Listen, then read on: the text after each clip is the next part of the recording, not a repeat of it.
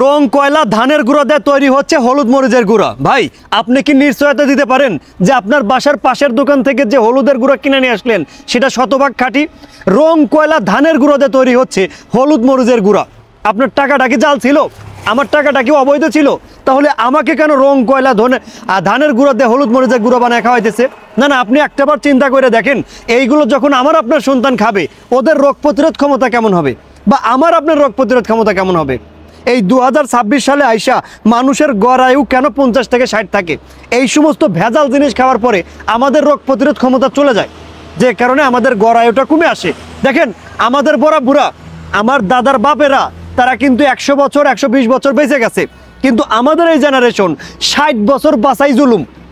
যদি 50 বছরের উপর যে কয়েক বছর বাঁচবে সেই কয়েক বছরই হলো বোনাস স্বরূপ বাইসে থাকে। ভাই দেখেন, কেমনে বোনাস স্বরূপ হবে না? রং কয়লা ধানের গুঁড়ো দিয়ে তৈরি হচ্ছে হলুদ মরিচের গুঁড়া কেন?